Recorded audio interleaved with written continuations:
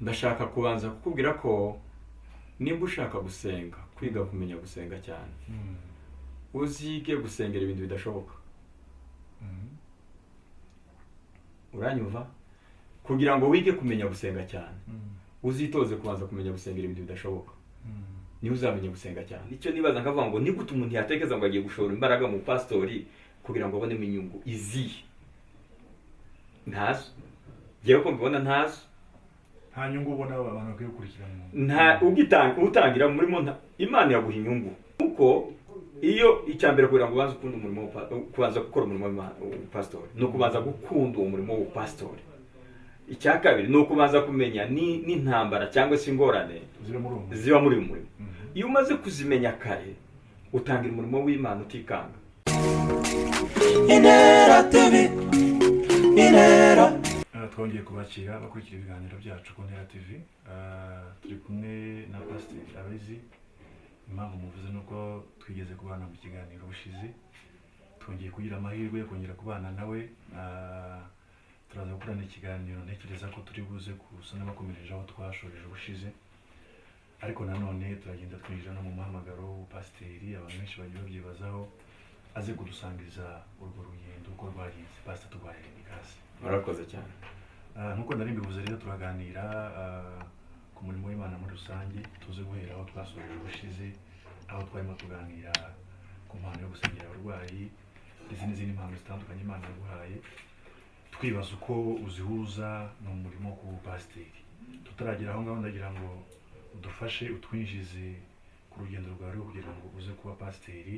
Uyu munsi turabizi uyoboye Foursquare ya Kabuga, ariko turifuza kumenya urugendo rwawe, aho waciye, kumenya umuhamagaro kuba pasiteri uko byaje, no kugira noneho kugeraho nyirizina byagenze bati. Reka tugusabe udusangize urwo rugendo abakurikiye ibiganiro byacu kugira ngo baze kumva neza uyu muhamagaro uko waje. Murakoze. Urakoze. Ndabashimira ko mwongeye kandi twongeye gufata ikiganiro. Ndibuka ikiganiro duherukana twaganira ku kuntu twafashe umwanya munini wo gusengera abarwayi, dufata umwanya munini wo gusengesho, ariko nababwiye ko icyo gihe aricyo Imana yanganirije ko ngomba no gukora umurimo wa pastori.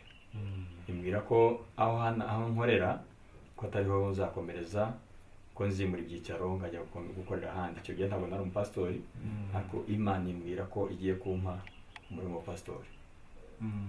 Nibwo rero nafashe gahunda yo guhaguruka kujya gutangira umurimo w'Imana aho dukorera nyine Kabuga.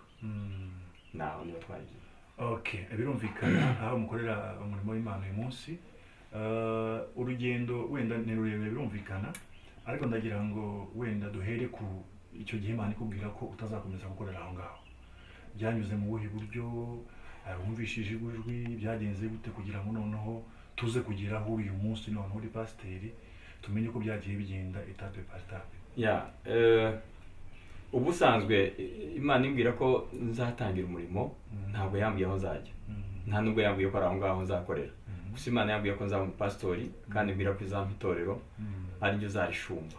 Ubundi aho nari mfite umupasitori mushumbye cyangwa se unyobora, ariko ubwirambira ngo izampa itorero. Nibaza uko bizagenda, nibazaga aho nzarikorera, kandi abantu rwose nari numvaga nk'iyafite umurimo ukomeye.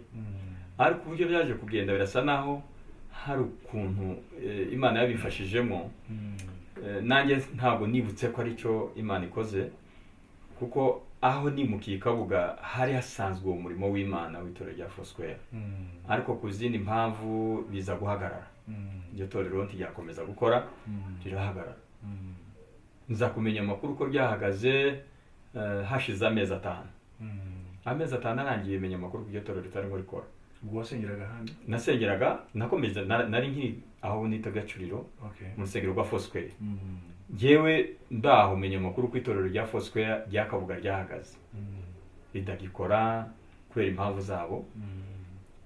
Ubwo nibwo natekereje, numva umugoroba narimo nsenga, numva umutima urambwiye, nubishaka umutima uje wo kuhakunda cyane, numva ndabishaka, ndabitekereza, numva ndibutse ndetse wajya gutangira uriya murimo w'Imana wahagaze hariya hantu.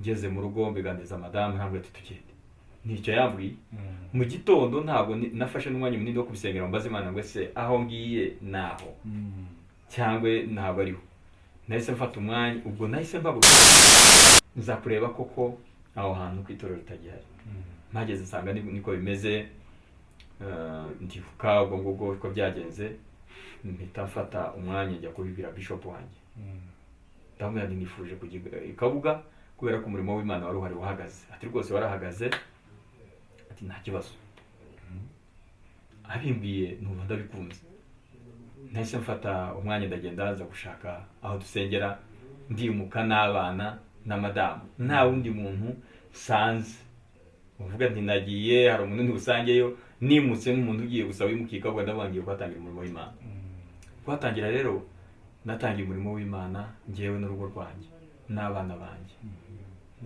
nibo twatangizanyije aho nasanze natangiye umurimo w'Imana n'ubwo nibwo buryo natangiyemo nabitangiye ndafite undi muntu uvuga ngo hari undi muntu masanze ndamwiyambaza amfashe nk'uko abandi babikora navuze nti icyo Imana ishaka kizakorwa.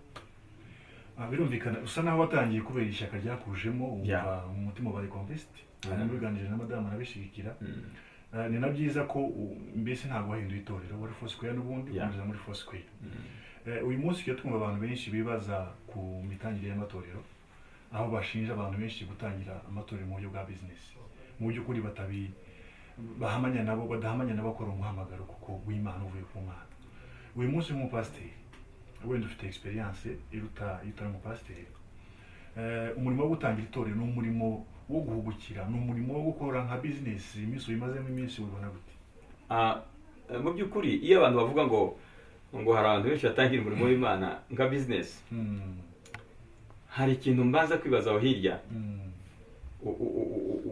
urishuwa ko hari abantu bashobora gutangira uwo murimo nka business cyambere ukimbaza icyo ngicyo kigira kabiri kugira ngo umuntu atekereze ko agomba gukora umurimo nka business kandi ari umurimo w'Imana ibanza wibaza uwo muntu aho bavuye ibyambere bavuye mu itorero abakorera mu itorero abona imirimo yo mu itorero yumva uwo murimo awukunze awutekereza nk'umurimo w'Imana sinibaza ko awushoramo imbaraga awutekereza ko hari ikintu agiye gukuramo gifatika cy'amafaranga kubera ko uwo muntu akorera mu itorero ntabwo ari umuntu uza gutangira itorero ndibaza ko nta muntu uza gutangira umurimo w'Imana ngo avuge ko ari pastori ari umuntu uvuye ahantu gusa ataba mu itorero yoba akora business ariko ari umukristo yoba akora yiga ariko ari umukristo afite umuhamagaro yumva ko akunze umurimo w'Imana. Ikindi gira kabiri hari impamvu wenda zishobora gutuma abantu babyita ko bigera hagati bakabona ko abantu babikoze ariko business. Hari abantu bakora ibintu baba mu murimo w'Imana akaba ari umuririmbyi ukunzwe cyane akaba ari umuntu ufite imirimo akomeye mu rusengero mbese ufite popularity mu rusengero none abantu bakabona bagomba kuba pasiteri rero abigezemo rero asanga ibyo yibwiraga atari byo asanga ibyo yatekerezaga atari byo asanga umurimo yari asanzwe akora atari udasa n'ubupasitori pe niko njyewe mbibona impamvu mbivuga gutyo nuko iyo icyambere kugira ngo ubanze ukunda umurimo kubanza gukora umurimo w'ubupasitori no kubanza gukunda uwo murimo w'ubupasitori icya kabiri no kubanza kumenya n'intambara cyangwa se ingorane ziba muri uwo murimo iyo umaze kuzimenya kare utangira umurimo w'Imana utikanga ariko iyo utangiye umurimo kubera ko ukuzi ikindi kintu mu itorero iyo ugeze umurimo w'ubupasitori wakunanira kuko ntaho bihuriye n'ibintu bidasa icya nyuma nta nubwo waba umunyamasengesho cyane ngo bitume uba pasiteri biratandukanye ushobora kuba ahantu usenga cyane ndi mu cyumba cy'amasengesho kandi mfite imirimo y'Imana nkora myiza cyane y'amasengesho hanyuma ariko umurimo w'ubupasitori wanjye bivuga ko ingingo z'itorero izo zose zirimo pasiteri afite ikindi rundi rwego rwo hejuru nawe yahamagariwe nawe atashobora wenda birashoboka ko atashobora ntiyashobora kuririmba ntiyashobora ariko umurimo w'ubupasitori ni umuhamagaro ugera ku muntu akumva ko ari ikintu gikomeye abanza kumenya ngo ndagiye ariko ngiye mu kintu gikomeye ngiye mu kintu kigoye ndagiye mbese ngiye mu murimo ukomeye ni ukuvuga ngo umuntu yakubwira ngo akubwiye ngo urajya mu pastor ugiye kuba pasiteri, uwo muntu ukubajije ubiguhaye cyangwa se umushumba akubwiye, wabanza kwibaza eske arankunda?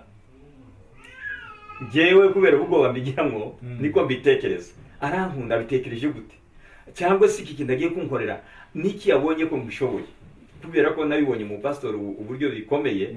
Nicyo nibaza nkavuga ngo ni gute umuntu yatekereza ngo agiye gushora imbaraga mu pastori kugira ngo abonemo inyungu izihe? Ntazo. Njyewe ko mbibona ntazo. nta nyungu ubona abantu bakwiye gukurikirana. Nta utangira murimo Imana yaguha inyungu. Imana ntiyakaguha inyungu. Ariko nta muntu wahaguruka direct avuga ngo ewa ntabwo ari entreprise kimwe n'izindi ngurabikora hanyuma ngo uzabone mu nyungu. Ntaho uyibona ukoze imibare wicaye mu rugo uko waganira n'umuryango wawe. Kavuga ati dukore umurimo w'upastori. Cyane na madame dukore umurimo w'upastori tubone amafaranga. Noneho muzana urupapuro mubare. Amafaranga azava. Nta niko ngiye ntekereza. Kubera kuko biragoye kugira ngo abantu babyumve kimwe. Okay, twari tugeze aho barimo tubwira ibijyanye n'uko umurimo w'ubupasiteri ari umurimo ukomeye, atari umurimo wo kwifuzwa na buri muntu akeneye gukora mu business. Tubwire zimwe muri challenges cyangwa se ibintu bibagora muri uyu murimo w'ubupasiteri, imbogamizi muhura nazo kugira ngo umuntu wifuza kubijyamo abijyemo abizi azi ko bikomeye atari ibintu byoroshye, wenda atazavuga ati ni ibintu byo kujya gukiniramo, gushakiramo business cyangwa gushakiramo ubuzima. Imbogamizi muhura nazo ni izihe muri muri? Murakoze. Imbogamizi duhura nazo muri uyu murimo cyane ko mbitekereza umurimo w'upasitoro nk'ikindi gikorwa gisanzwe cy'ubuzima busanzwe, business runaka cyangwa se kujya gutekereza umushinga runaka. Kubera ko umurimo w'upastori ntawo mwakwicarana ngo biganire ngo muvugane n'umuntu ngo mujye inama muvuge ngo ngiye gushaka umurimo w'upastori, ngiye kuwukora. Hari uburyo bubiri. Hari uburyo bwa mbere bwo kujya gutangira umurimo w'Imana cyangwa se kujya gutangira urusengero utari pastori. Cyo ni kimwe gitandukanye no kuba pastori. Yego. Biratandukanye. Kubera ko icyo tuvuga kijyanye no kuba umupastori ntabwo mwakiganira n'umuntu ngo wicarane n'umuntu usanzwe ngo uti ndashaka kuba pastori. Mpamvu mutabiganira. Wabwira umuntu se ngo ndashaka kuba pasiteri dufatanye mu murimo uzanshigikira, cyangwa ndashaka kuba pastori. Nimba hari n'undi abikora kananirana, kubera ko iyo bigezemo hagati ntabwo ari ibintu bikorwa mu bitekerezo bisanzwe by'umubiri gusa, ni ibintu bijyanye n'umwuka. Kuko kuba umupastori hari icyo ugera hagati bikubwira umwuka kubwira ngo kora ibi bidahwanye n'ibyo umuryango ushaka, bidahwanye n'ibyo bene wanyu bashaka, bidahwanye n'inyungu watekerezaga, bigahinduka wewe wenyine Imana ibikwibwiriye. Bitandukanye no gutangira umurimo w'Imana urusengero. Nicyo ntekereza. Okay. Hari ikintu abantu benshi bajya bibaza wenda cyo mu buzima busanzwe ariko duhuza nanone n'umuhamagaro sito ubupasiteri. Sinzi nimba ari umwuka wa Satani. Wumva hanze bavuga ati abapasiteri, abana b'abapasiteri, imiryango y'abapasiteri niyo uzasanga ikennye, niyo uzasanga itifashije, ibintu nk'ibyo ngibyo. Bamwe bakabihuza n'umuhamagaro ati wenda shira imbaraga cyane mu muhamagaro mu rusengero, ntiyite mu buzima busanzwe, ntashakire umuryango. Icyo kintu kivuga iki pasiteri? Ngereka mvuga bwite cyane ndeke kuvuga muri rusange. Muri rusange by'ukuri ngiye mvuga muri rusange uko bisa, ubukene, ubushobozi buke. Hari abandi rwose nzi bafite ubushobozi kandi batangiye bafite ubushobozi n'ubu barabukomezanya. Ariko icyo nshaka kubwira, ijambo rya mbere, kuki Imana dutekereza ko Imana ariyo idahemba. Kuko abantu niko babitekereza bakagira ngo none ngo Imana ubwayo ngo umuntu yabaye umupastori ngo wabaye mukene. Njyewe ndashaka kugusobanurira ko ubuhamya mfite ukomeza uyu munsi wa none bitandukanye nuko nari meze ntari umupastori, ntaratangira umurimo w'Imana. Aho biraza kugongana n'akantu wenda ashobora kwitekereza ngo izo nizo nyungu yashakaga. Icyo nicyo kintu batekereza. Ariko nshaka kubwira ubuhamya, njyewe ntangira umurimo w'Imana aho natangira umurimo w'Imana aho nita hano Ikabuga cyangwa se Ikabuga aho natangira umurimo w'Imana.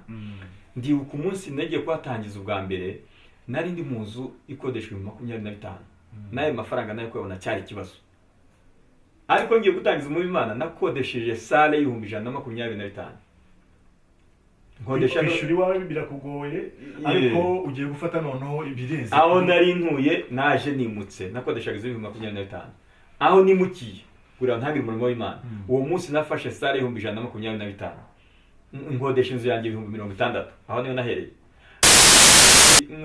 Ndimo ndaganira nawe by'ukuri nta n'igiceri nari mfite, nta n'amafaranga 5 nari mfite, nta naho nari nategereje. Ndabifata ndavuga nti reka ntegereze Imana. ubwo wabikoze mu kwizera ndavuga mbwira Imana ni ubwo wampagurukije uyu munsi, kuko nabwiye madamu ndambwira ngo ngiye Kabuga kuza kureba inzu, ngiye kureba na sale tutangiza. Ati genda rwose. Cyo nakoze cya mbere nagiye kureba umushumba wanjye, bishop wanjye abiha umugisha, arambwira ngo genda Imana iguha umugisha kandi uzagirwe neza. Ngezeyo mibaze kubibona ibitangaza by'Imana byabaye. Umuntu wamenye amakuru ko ngiye gutangiza umurimo w'Imana namuhamagaye museze nabwo ngiye gutangira umurimo w'Imana Ikabuga, ntukongera kunshakiraho nari ntuye kugira ngo atazongera kuza kudebaho nari ntuye. Ambaza ko nimutse n'abantu ntabwo nimutse, nahabonye gusa sale, nahabonye n'inzu, ariko ngiye kwimuka, ndashaka kuzimuka nzajyayo. None se barangije kwishura ntoya ntinayibonye gusa, ariko ngiye gusenga Imana izanyishurira kubera ko nari nzi ko munda kenshi ari gahunda twagiranaga ushobora kusanga ahantu nari ntuye. Arambwira ati rero kugira ngo bitakugora bindekere ngewe ndahita ndishura iyo sale ndishura n'inzu, ati uhite wimuka ugende uje. Ubu munsi umwe narabyishuye, nishuye sale 125,000, nishura amezi 3, nishura n'inzu amezi 3. Kandi umunsi njya kubireba nta n'icyo nari mfite, nta n'amakuru nari mfitanye nawe, gusa n'urugero ntanze. Nyuma y'ibyo ikintu naje kubona gikomeye kandi cyiza, ndakubwiza ukuri nahuyemo n'urugamba rukomeye cyane rwo mutima rwo kwibaza ngo ese ibi bintu nzabishobora. Ariko niho nubwo hari ubuzima bugenda buhinduka, uyu munsi wa none ndibaza ko ubuzima bwanjye bwarahindutse busanzwe. Warumbaje ikintu kijyanye ngo abantu ngo abapastori ngo nibo bakena ngo nibo bagire ubuzima busanzwe, hari uburyo bugenda buhinduka. Ngewe mbaye umupastori, mbaye ntangiye gukorera Imana mu buryo bw'upastori, nicyo ubuzima bwahindutse. Ni nacyo gituma abantu bibeshya, abandi bakavuga ngo reka nanjye mbe pasiteri nanjye ubuzima buzahinduka. Ariko nkubwiye inzira zanyuzemo, nkubwiye inzira byanyuzemo, nakubwira nti kugira ngo buhinduke nanjye nyura muri inzira nanyuzemo. Iyo nzira rero sinayikangura, iragoye. Ntabwo byakwemera ko iyo nzira buri muntu wese yanyemura kubona ngo ubwo buzima buhinduke, biragoye, birakomeye.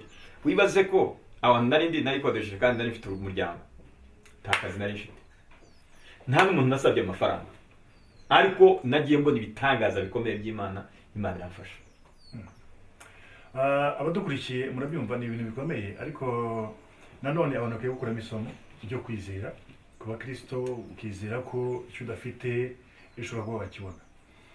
Hanyuma pasiteri, wenda tugarutse kuri ibyo bintu ho gatoya, nk'uko bivuze hari abantu bavuga ko kanaka ko yabonye umugisha muri ubu buryo, nanjye reka nyine muri ubu buryo nzahabona wenda umugisha.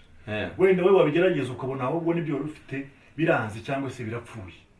Harimo ikintu kimeze nko kwiganana, icyo kanaka akoze nanjye ngikore ngerageze ndebe. Ku muntu ugiye gutangira itorero, ashaka kubwira ati ngiye gutangira itorero, nabonye ubikora bigakunda, inama wamugira niyi? Mbere yuko guha inama, reka nkubwire ikintu nahereyeho kandi gikomeye. Ngewe n'umuryango wanjye kugira ngo dutangire uwo murimo cyangwa se twumve ko twitanze mu buryo bukomeye, ntabwo twabashije gutandukanya ubutunzi bw'umurimo w'Imana n'ubutunzi bwanjye. Mbese ubutunzi bwanjye nabushoye mu by'Imana.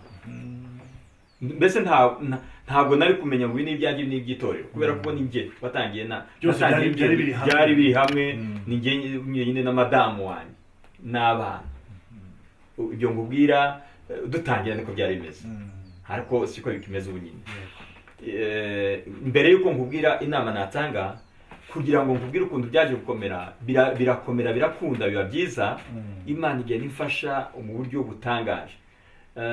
Igitangaza nabonye gikomeye uyu munsi tuvugana, hashize imyaka ndatekereza ko wenda uyu mwaka n'uwa gatanu, ko twatangiye muri 2018 mu kwezi kwa 11. Uyu munsi wa none Imana yaramfashije hamwe n'abashumba banjye, twaguze urusengero runini rwari, ariko mu bitangaza by'Imana. Nuvuga ngo umuntu yakwibaza ngo nangiye goreka ngo nzabona amafaranga yo kugura urwo rusengero, ariko nkubwiye iyo nzira kugira ngo uyikemwo ubikore. Ngewe inama nakugira, mwene data urimo nkurikirana, icya mbere ntabwo nkubuje gukora umurimo w'Imana.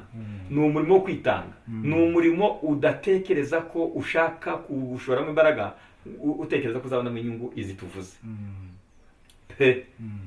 Ariko Imana ukorera ibasha kugufasha. Ikindi kandi hari ikintu gishobora kwitiranya, gishobora kukugora. Igihe intego yawe ari ugukorera Imana, ari ugushaka umurimo wa pastori kubera inyungu, bizarangira utabigezeho. Ariko igihe uzakorera Imana kumuhamagara ukuvuna, cyangwa se ukavuga ati ni Imana, byazakunda byazapfa, ariko nzi ko ari Imana ndimo nkorera, nzi ko nzahembwa mu ijuru, bizarangira Imana isubije n'ikibazo bafite cy'ubuzima busanzwe. Nizo rezi zitazibamo. Ako kantu niko gakomeye, gasubiremo kugira ngo nabyumve neza. Icyo nshaka kuvuga ni iki: umunsi uzahaguruka utangiye umurimo w'Imana kugira ngo ukorere Imana, n'ubusanzwe kugira ngo ukorere Imana, nubwo wanasenga nabyo ndaza kubigeraho. Umunsi uzatangira ukorera Imana kugira ngo uzabone inyungu zisanzwe, bizarangira bitagezweho. Yego.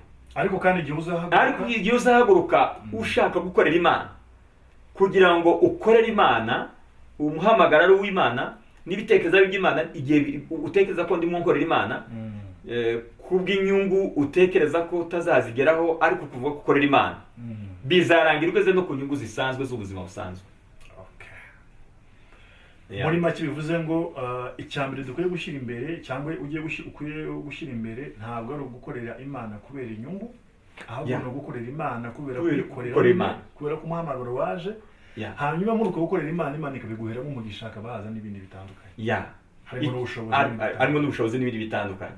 Kubera ko iyo uhagurutse ukorera Imana, njye ndibaza ari umunsi urabona, kuko mu rusengero kenshi abantu bagura ibikoresho byo mu rusengero. Ngewe ibikoresho bya mbere nabonye umuntu yarampamagaye, ntabyo twagiraga. Ngewe ndabyibuka ntangira, aho natangiriye mu itorero ry'Imana, nakodeshaga keyboard yo gucuranga piano, ngakodesha umucuranzi akaza agacuranga, hanyuma amateraniro yarangira tukamwishyura sente tukayishyura, akazana byose tukabyishyura, bigasubira. Mbese mbere ya saa sita twahamagaraga piano ikaza tukayishyura, ngahamagara n'ucuranga, uranyumva, hanyuma yarangiza bakabitahana. Bigiye gusubizwa rero uko byagenze, umusore wanjye, umwana wanjye mutoya cyane, arambwira ngo papa, muri vacances ngewe nziga gucuranga iriya piano, ntabwo uzongera gutanga amafaranga. Mu mezi 4 yari yabimenye. Ikigira kabiri, umuntu arampamagara arambwira ngo nze duhurire mu mujyi wa Kigali. Tuhageze arambwira ngo tora bafre ziriya bikoresho, tora ibyo ushaka. Ndabitora, ndangiza ati gendere, ashira mu modoka, tasigaye genda sigara n'ishuri. Yarampamagaye rwose mu gitondo, ndetse mbanza nari nananiwe cyane. Utanamubwiye, utamuganiye mu yampamagaye kuwa gatanu, ndavuga ntivuye mu masengesho, ndananiwe, ndagushaka, nimbabarira. Kuwa gatandatu arampamagara, nimbabarira, ndananiwe rwose, ndananiwe, tuzabonana. Abaye kwa mbere arambwira ati mbabarira, ndagukeneye, tubonane. Tisaba reka nzi. Ngeze mu mujyi, ati uzi icyo naguhamagariye, ndashaka kuguha ibintu byo gucuranga mu rusengero. Nabuze amahoro. Rero ndashaka kubiguha. Uramaze iminsi ubisengera?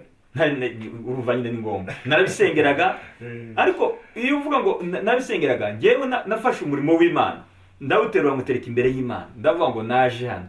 Mbese iyo ushaka gukorera Imana mu murimo nkuriya, uwukora nkaho udategereje umuntu inyuma.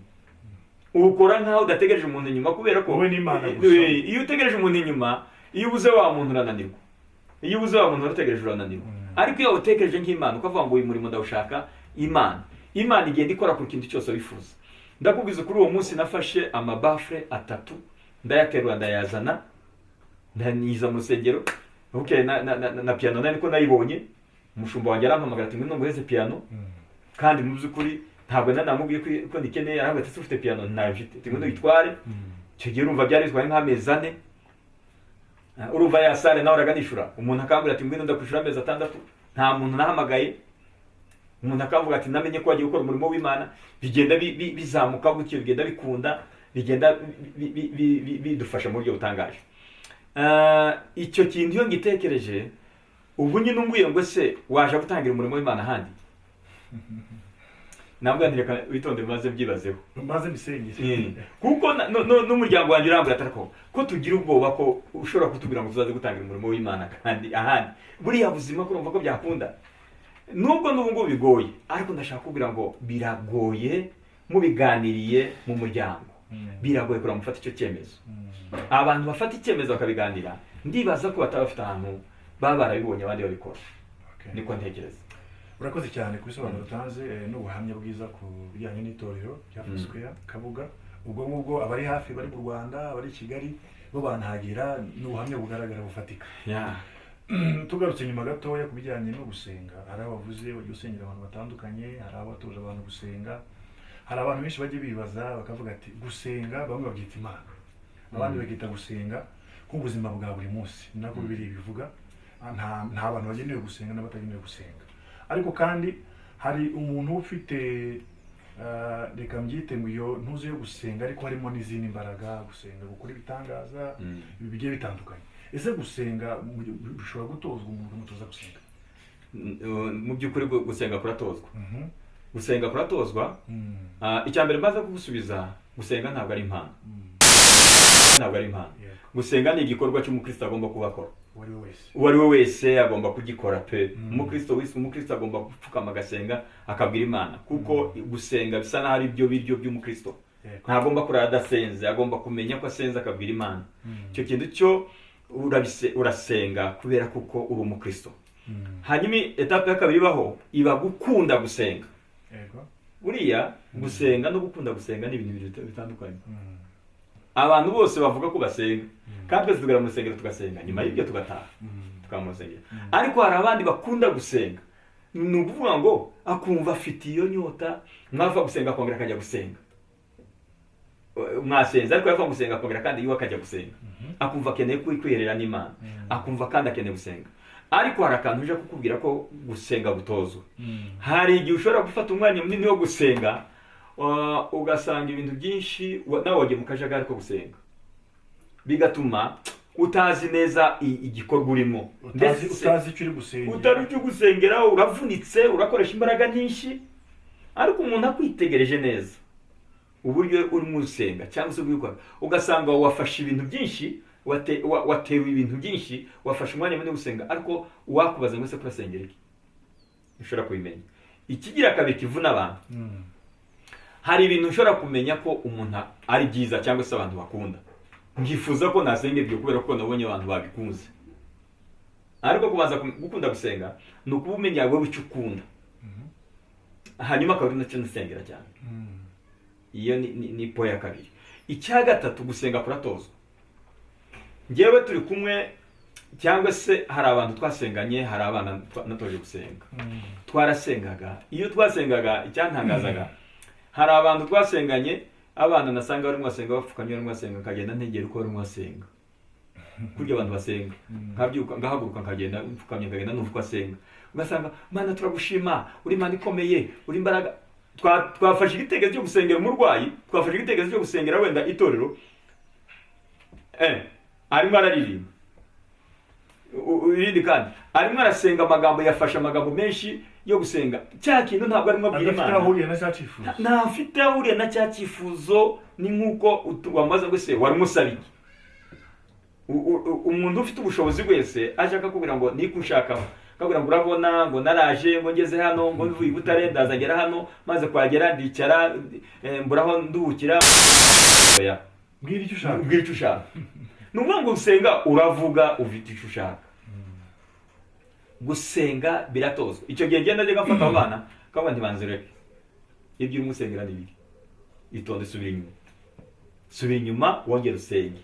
Dore icyo tumusengera niki: cya mbere nturirimbe, cya mbere icya kabiri usengera impamvu iyi twavuze ari usengera, ntabwo urimo uyivuga, ntabwo urimo igaragara, urimo yatura. Nashatse kubereka ko ikintu barimo basengera n'igihe kibaye by'ukuri bacumva mu matwi icya mbere ko basenze kandi icyo basengeye. Hari igihe ikintu gishobora gukemuka ntanamenye ko nicyo yasengeye icyo ari cyo. Icya kabiri, iyo umuntu atojwe gusenga, nicyo gihe umuntu atangira kumenya abo urimo usengesha, ukamenya impano y'umuntu, impano ye. Sinzi niba kwanda kumviriza. Iyo utangiye gutoza abantu kubasengesha, nicyo gihe umenya ko kanaka impano ye bariye. Hari abantu usengesha, wabasengesha abatoza bamwagera mu gihe cyo gusengera umurwayi, ukamenya ko kanaka bavuga ati muze mwebwe muze dusengera umurwayi. Abandi ntibabishoboye rwose. Ndizi impano yabo. Ni nacyo cyane abakiza iyo musenga. Ndabitekereza cyane iyo dutangiye kunezerwa mu rusengero, buriya byatsi impano z'abantu. Ni ukuvuga ngo hageze igihe cyo gusengera umurwayi, ngiye ndibanda cyane gusengera umurwayi. Hakabaye gufata ba bantu bafite impano yo gusengera abarwayi, ukaba ari uzana mugahagarara hariya mugasengera umurwayi. Ntimuzana bari ntabwo bibareba. Bavuga ubutumwa ntimuzane. Umuntu umuvuga ubutumwa navuga ubutumwa, kandi yavuze ubutumwa turafashwa. Ntanjye ntiwambwira ngo tera indirimbo nahita yazenga tera iyi. Sinamenya n'icya mbere n'icya kabiri. Ariko ziranezeza. Niyo ndi njyenyine mfatiye umwe n'undi ngahiteranya hanyuma akaba indirimbo imwe bikanezeza nta kibazo. Njye ntacyo bimbwiye. Ariko abandi numva baririmba kandi numva birafashije. Ariko nanjye rero ari ikintu uvuze cyiza cyane. Uzi ko abaririmbyi kurya bamenya ko umuntu ataririmbye neza. Njyewe abantu barimo baririmba bose barimba neza kuko atari impano yawe. Nta kibazo bavuga ngo barimba ijwi ryiza, ngo ndizi ryiza, ntacyo bimbwiye. Nanjye umuntu ndimo ntekereza kimwe na bagenzi banjye n'abandi bose badukurikirana bagira impano. Hari umuntu ushobora kureba arimo asengera umurwayi, avuga ati ubwo mugabo ntabwo ari byo. Hari ibyo asize ntabwo abikoze neza. Kandi ibintu arimo akora si byo. Itonde. Ukamubwira ati itonde. Rwose ukamenya gutoza umuntu ukabona ngo hagarara muri urwego. Kandi hari ikintu nibaza gikomeye gitsinze amatorero menshi. Hari abantu benshi bagiye gusenga ariko batabonye batoza.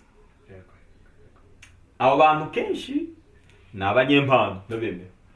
Ariko bagira akabazo ka discipline. Icyo kintu nicyo. Iyo umuntu atabonye umutoza, iyo umuntu yasenze cyane, Imana ishobora kuguha impano. Kandi Imana yatanga, Imana ishobora kuguha impano bisero nuko wewe uhagaze. Nimba uri umuntu uvuga cyane yaguheze impano bihwanye n'ibyo bavuga cyane. Nimba uri umuntu uri kwanga n'ibyo ukora mu mpano usanga ari umuntu arakora ibintu nyine muri ubwo buryo. Ariko iyo wabonye umutoza, uricara ugatozwa, hanyuma usanga umuntu afite na discipline agenderaho kubera ko afite ukuntu yatojwe. Murabyumva, ni ibintu bikomeye kandi ni ibintu byiza kandi biri ngombwa kubona abatoza. Tujya tubona mu matorero atandukanye cyangwa se mu bitaramo, ukabonaho umuntu ahagurutse akavuga ikintu mu by'ukuri abantu benshi bagatangara. Abantu benshi, ariko abantu benshi babigarukaho bakabihuza n'uko atatojwe, ntazi igihe cyo kuvuga, igihe kitari cyo kuvuga. Imana impaye message, ese niyo kuvugira mu ruhame, ni ya mpano mu by'ukuri yegara ifite wenda, ariko mu by'ukuri ni impano idakuze, itari ku kigero cyiza. Hanyuma nk'abapasiteri ibyo bintu mubihangira nabyo gute? Inama mugira abantu ni izihe? Coaching mukora ni izihe kugira ngo byibure icyo kintu mugende mukirinda mu buzima bwa buri munsi? Ngiye cyo bisubizaho, buriya kenshi Imana itanga message. Ngewe numva yitanga mu buryo bubiri. Hari ikindi Imana ikubwira kugira ngo ukubwire amakuru, umenye amakuru. Twicaye hano nka munyamakuru, Imana ikabwira ati kanaka uyu mwicaranye ameze uko kubera kuko Imana muraziranye, irakubwira amakuru ati uwo muntu muri kumwe dore uko ateye ameze gutya. Ariko Imana ntabwo yakubwiye ngo umubwire. Hakaba n'uwo Imana ikubwira ngo ndaguhagurukije genda uje kubwira kanaka. Iyo Imana igutumye ku muntu runaka cyangwa se message genda uheze umuntu runaka, Imana ititegura n'umutima w'umuntu runaka. Impamvu ubona abantu benshi bapfa ibintu by'amasengesho, abantu bakavuga ngo bamwe bahanuye nabi, ngo abantu barimo guhanura mu bintu bitari byo. Hari abantu bavuga ibintu bitari byo batakagombye kuvuga, cyangwa mu gihe kitari cyabyo, cyangwa babibwirwa atari bo.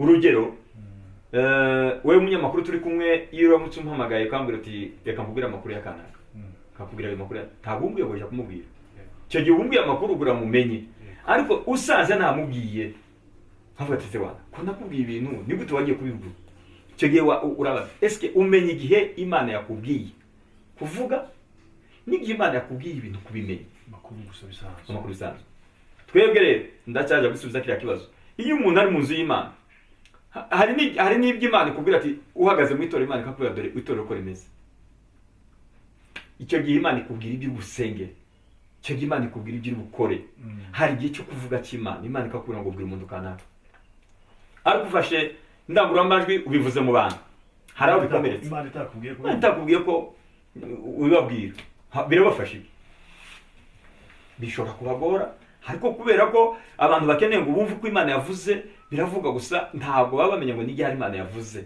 kandi Imana igira gahunda Imana igira gahunda ntabwo nimba udagomba guhabwa ijambo ahantu ari hose ahantu hari meeting yose ngo ufate gusa uve kuvuga no kumana niko bimeze ntabwo Imana ariyo itagira gahunda uve kuvuga igihe cyose ushakiye icyo nicyo namenye kandi burya rero iyo tugiye kuyobora abantu biterwa n'abantu wasenganye nabo cyangwa se abuyoboye icyo gihe rero uramuhamagara ukavuga uti dusenge gutya cyangwa se icyo gihe hari n'abandi babipfa ushobora gufata umuntu yarangiza gukora iyo message ukamuhamagara muri biro ukavuga ati ibintu wakoze sibyo icyo gihe uri umushumba mwiza nawe ntabwo ari ngombwa ngo uhagarare hariya ubwire ngo kanaka ibyo yavuze sibyo kugira ngo umutoze hari abo utabashaka guca intege hari abantu bimwe bakora biriya nabyo birakomeretsa imitima ariko kubera ko atazi icyo yakoze cyangwa ari Imana yabimubwiye hamagara wa muntu umucaze muri bwo ati wavuze neza ariko aho wabivugiye si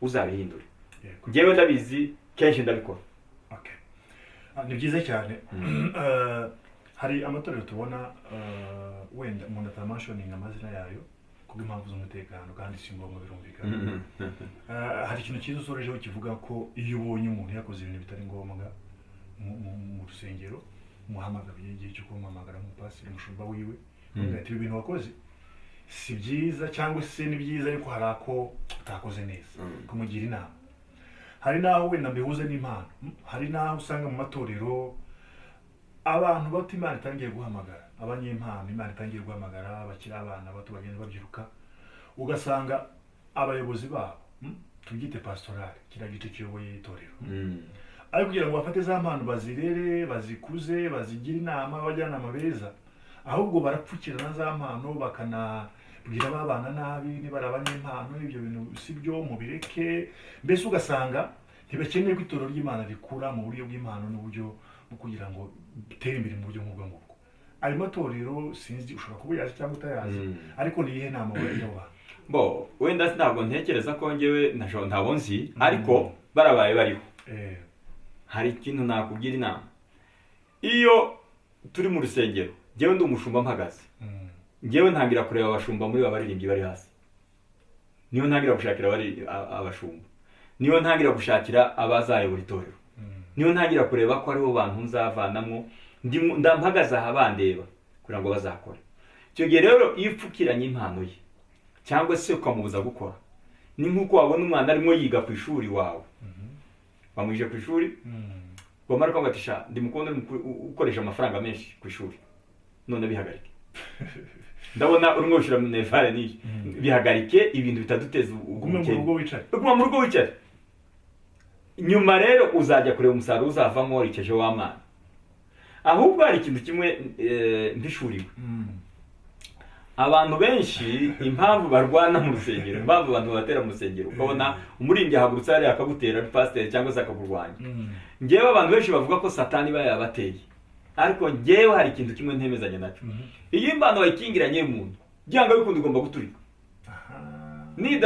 niturikira guturikana arakora ibishoboka byose ya forcing kugira ngo arebe ko cyakinda afite igisohoka ikijyana nikijya gusohoka hanze rero niwe wabanzirizaho wari wagifunze kirakugonga umuntu aragenda abana baragenda bagasenga bakaririmba bakaba mu cyumba cy'amasengesho bagasenga cyane ndetse n'Imana ikabaganiriza bakaganira ijambo ry'Imana ari wonyine ariko umwana agasoma ijambo ry'Imana kumva ko agomba kurivuga watangira kuvuga uri pasiteri akumva ibyo urimo uvuga sibyo, akumva urimo uvuga ati hari ahantu adatunganye ntacyo asize, kumva nawe agiye kuzamuka. Niwe urera abana mu rugo, iyo umwana nawe atangiye gukura mu rugo isi yatangira kuvuga ati ariko papa wakwitonza, ariko ntabwo twabaye abagabo. Urumva atari yaratangiye guhumuka, imyaka niko igenda. Iyo rero njyewe ntekereza ko bimwe biva mu ntambara ni igihe uba wakingiranye cyane bamwe imihamagaro yabo, hanyuma ntubavugishe, hanyuma ntubarere, ugasanga bya bindi bashaka ko biturumuka kumbaraga bivuge bikore, ni bimwe bivamo mu ntambara kwa kundi. Ariko umuyobozi mwiza hari igihe kiriho, ndabitanga ubuhamya benshi wenda bazabisanga ariko bimeze.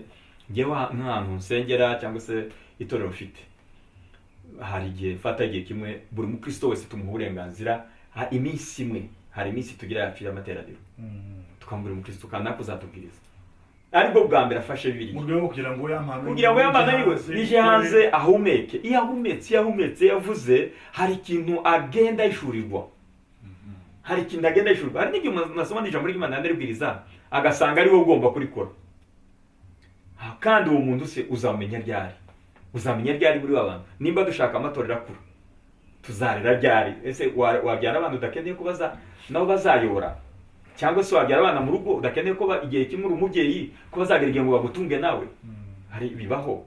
Icyo gihe rero ufata gahunda yo guhaguruka. Ntabwo ugomba gukingira n'abantu ngo bahagurane baceceke, ahubwo abo bana bashobora kuba badakora neza, ugomba kubereka inzira, kuvuga ati ibi mwakoze mwabikoze, ntabwo mwabikoze neza, mubigaruye gutya, hanyuma mubikora. Ariko ubabaje kubikora ariko mubikore neza, ndabishima nimubikore neza, ariko mwabikoze oya nimugaruke mukuru.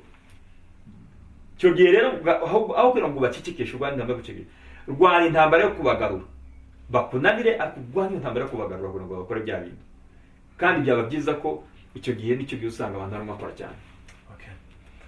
Urakoze Pastor, turimo turaganira ku musozo w'ikiganiro cyacu. Ntekereza ko cyabaye cyiza cyane. Ndifuza ko twongera kugaruka gatoya ku gusenga. Icyo bavuze gusenga, hari ahantu cyo twumva bafata igihe kinini cyo gusenga, 40 jours,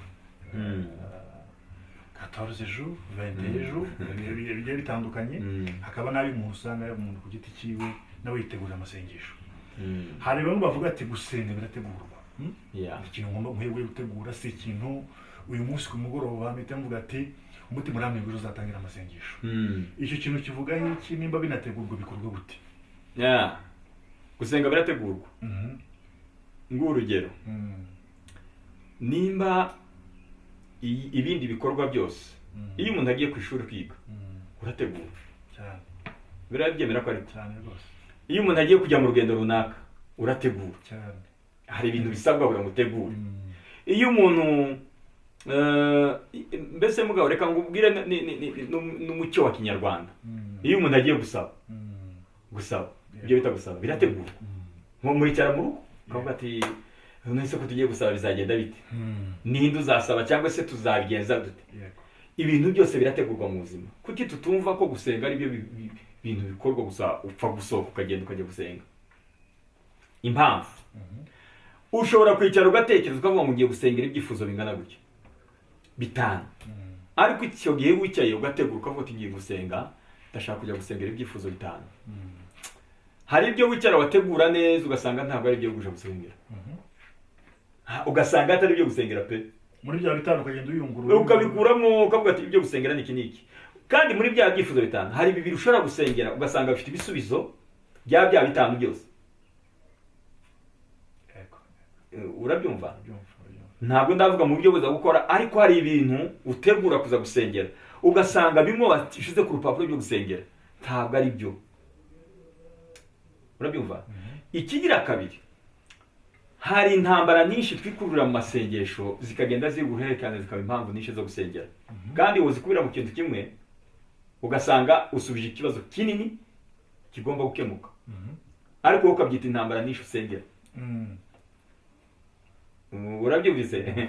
Nzi ko utabyumvise neza, ariko ahantu hari ipfundo rihari. Ni ukuvuga ngo hari ibintu byinshi uhaguruka gusengera ukabyita intambara zo gusengera, ariko wabikubira mu kintu kimwe ugasanga usubije impamvu nyinshi z'intambara ufite. ukagabanya impamvu zituma usenga cyane. Okay, simvuga ngo ukagabanya impamvu usengera ibintu byinshi cyane ariko usenga cyane. Mbese ni nko kuvuga ngo kumenya koriyante icyo usengera ku buryo utari buze kugira kujagarara, kugira kudahuza mbese ibyo usengera. Ndagiye gusengera iki ngiki kandi gikubiyemo na biriya byose. Mbese no kumenya guhuza ukabitekereza ukavuga ati se ibintu iki si cyo gusengera, ntabwo ari cyo gusengera, ntabwo ari cyo gusengera. Urundi rugero, hari umuntu wakwifashisha akakugira inama ku kintu ugasanga si cyo gusengera. Ngiye nkamenya ko mu rusengero ufite ibintu banifuza gusengera nkatwe abashumba, ukavuga ati ikintu cyangoye, reka ndange urugero. Ntabwo nafata umwanya mfite ibikoresho bya social media, ibintu wakoresha mu rusengero, ngo hanyuma ngo ngende mfata umwanya wo kuza gusengera umuntu uzabikoresha. Urugero nabiguze bifite nko nimara ngo mana nk'umuntu uzampa ibintu byo wabyize barabyize bahari. Mbese ufashe umwanya wo kujya gusengera umuntu uzi ubushobozi bwo gukoresha ibintu, ariko kandi ufite abize babasha gukora byarinde. Ibi icyo kirarangiye, nta mpamvu yo kujya kukiga ngo ujye kugisengera. Ikindi kandi hari izindi ntambara nyinshi. Hari ahantu ngiye kwinjira ariko naho hasaba umwanya munini cyane. Urumva nk'ibintu abantu bita ngo twatewe amadayimoni ngo intambara. Bibaho, tuza tubisengera kandi bigakunda. Ariko kuba warabaye umukristo ukabona gusenga yonyine gusa ni intwari isenya za mbaraga nyinshi bitaza abadayimoni. Mbese mu masengesho y'abakristo ntibakwiye kujya gusengera ababaroze abagize niki kindi gihari. Wagiye gusenga cyambere no kwirukana shitani n'imbaraga z'abadayimoni zirimo zose. Tayari ukijya gusenga uri mu gikorwa cyo gusenya imbaraga za Satani. Kandi icyo gihe ushaka niki? Ushaka imbaraga z'Imana, ushaka umucyo wisanzure w'ubwiza bw'Imana. Iyo umucyo w'ubwiza bw'Imana winjiye aho uri, ugufasha gusenya imbaraga nyinshi zikurwanya. Iyo uri umunyamasengesho, impamvu ngewe ntekereza ko abantu bafata agace gake ko gusengera utuntu tumwe na tumwe. Ntabwo mvuga ko umuntu adaterwa, ushobora gusengera amafaranga yego biremera, ushobora gusengera, ariko turavuga muri rusange wavuze uburyo bwo gusenga. Hari ibi Pastor, twagiranye ikiganiro cyiza.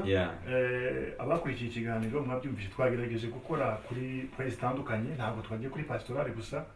Twagiye tubariza n'abantu wenda bafite utubazo bibaza bijyanye no gusenga, umuhamagaro, impano, kugira ngo tugerageze gufasha abantu benshi bagenda bibaza utubazo dutandukanye. Turabashimira ku mwanya wanyu mwaduhaye, kandi ubutaha tubatumire muzongere muze mu bandi natwe. Hanyuma dusoza ndagira ngo ugire ubutumwa utanga ku bantu bakurikiye ikiganiro. Hari abakurikiye ikiganiro wenda afite ikibazo, afite icyifuzo runaka, ugire ubutumwa bw'ihumure umuhereza. Hari ibintu byinshi twagiye tuganira, ariko ndavuga ubutumwa cyane ku bikorwa byo gusenga. Ndashaka kubanza kukubwira ko nimba ushaka gusenga, kwiga kumenya gusenga cyane, uzige gusengera ibintu bidashoboka. Uranyumva? Kugira ngo wige kumenya gusenga cyane, uzitoze kubanza kumenya gusengera ibintu bidashoboka. Niho uzamenya gusenga cyane. Bidashoboka mu buzima busanzwe. Bidashoboka. Kuko ijambo ry'Imana riratubwira ngo bidashobokera abana b'abantu, ku Mana birashoboka. Uranyumva? Icyo ni kimwe. Ikindi cya kabiri, kugira ngo ubashe kumenya gusenga cyane, ugomba guhagurutsa n'ibitekerezo byawe gusengera ibintu binini bisumba ubuzima bwawe buruta uko nguko wari usanzwe. Hari urwego umuntu azi yiza ariko hari urundi rwego wifuza, kandi urwo rwego uzi ko rukomeye, ku rugero ukabona ko bigoye. Zamuka mu ntera ujye gusengera biriya bintu by'ingirakamaro kuri wowe. Icya gatatu, kugira ngo amasengesho yawe agire akamaro cyane kandi agire imbaraga, ifuze gusengera ibintu bifitiye abantu benshi akamaro. Ibyo bintu uko ari bitatu nubyubahiriza, uzamenya gusenga, Imana izaguha ubwenge.